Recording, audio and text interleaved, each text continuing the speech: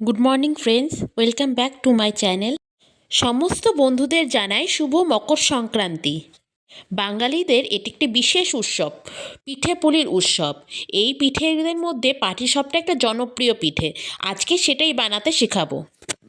এর জন্য নিয়ে নেব 2 কাপ পরিমাণের চালের গুঁড়ি,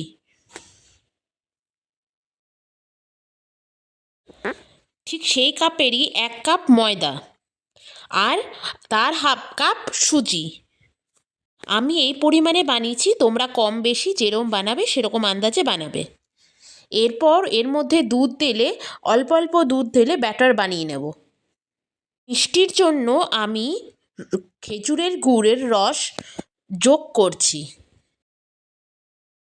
গুড়ের রস যোগ করার পর এটাকে 1 ঘন্টার জন্য রেস্ট করে দেবো, যাতে সুজিটা আর চালের গুঁড়িটা দুধটা চুষে একটু ফুলে যায়। একটু রেস্টে রাখলে এটা ভালো হবে, যাতে ভেঙে না যায়।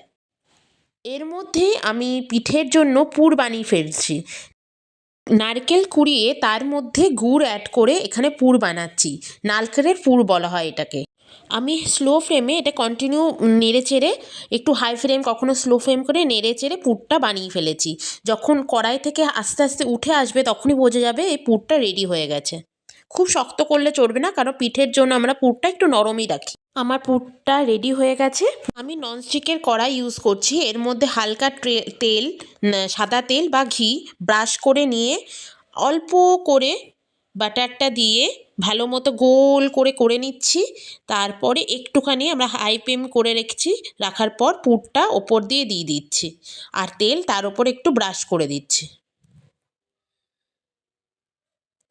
তারপরে ধীরে ধীরে ব্রাশ করার পর আমরা পুর দিচ্ছি। আমি সাদা পুরও ইউজ করেছি, আবার খেজুরের পুরও ইউজ করছি। প্রথমে আমি সাদা পুরটা দিয়ে ব্যবহার করছি। আস্তে করে খুন্তি দিয়ে নড়ালেই দেখবে যে এটাই উঠে আসছে। এটাকে আলটে পাল্টে আস্তে করে এটাকে ওপার করলেই ধীরে ধীরে এটা পাটিসাপটাটা হয়ে যাবে। যেভাবে আমি করছি তোমরাও সেইভাবে করো, দেখবে খুব ইজিলি হয়ে যায়। পিঠে হয়ে যাওয়ার পর ওপর থেকে একটু তেল ব্রাশ করে দিচ্ছি, একটু আগুনের মধ্যে রাখছি স্লো ফ্লেম করে। তাইলে আমাদের পিঠে রেডি। দেখো কত সুন্দর তাড়াতাড়িভাবে পিঠে হয়ে গেল। এইভাবে আমি সমস্ত পিঠেগুলো বানিয়ে নিলাম। ভিডিওটা কেমন লাগলো অবশ্যই জানাবে। তোমরাও ঘরে কী কী পিঠে বানালো অবশ্যই কমেন্ট করে জানাবে। আর যারা সাবস্ক্রাইব করোনি এখনই আমাকে প্লিজ সাবস্ক্রাইব করে দিও। আবার দেখা হবে নতুন ভিডিও। Bye bye.